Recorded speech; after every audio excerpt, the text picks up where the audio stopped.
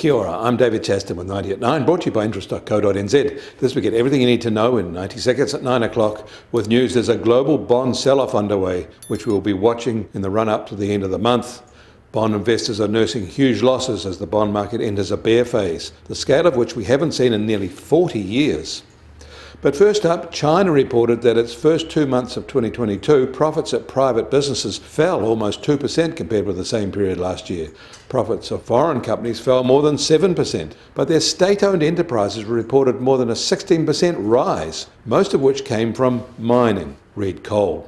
The net result of all of this was a 5% rise.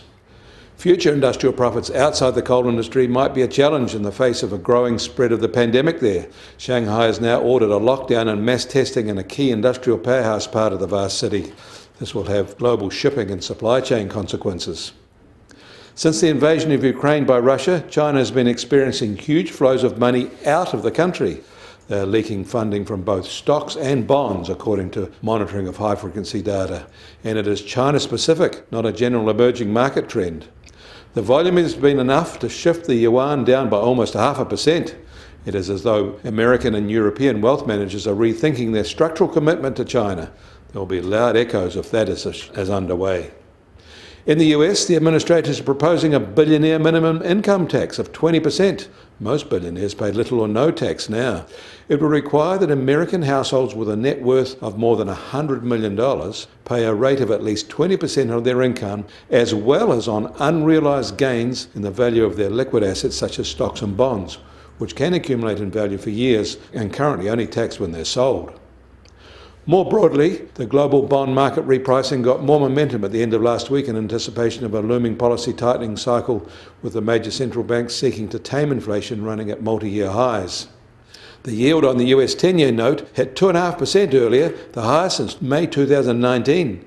Germany's 10-year bond yield, a benchmark for Europe, rose as high as 0.56%, the highest since May 2018, while the French 10-year yield held above 1%.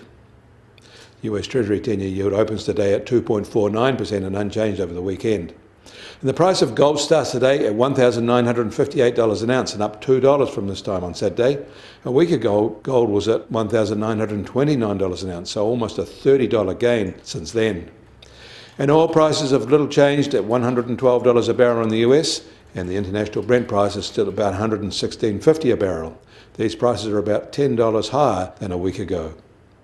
And the Kiwi dollar will open today essentially unchanged at 69.6 US cents. Against the Australian dollar, we're firmish at 92.7 Australian cents. Against the euro, we're little changed at 63.4 euro cents. That all means our trade weight index starts today at just on 74.9, and where it's been since Thursday. We welcome your feedback. Leave a comment below or on our website. Kia ora, I'm David Chaston. That was 90 at 9, brought to you by interest.co.nz.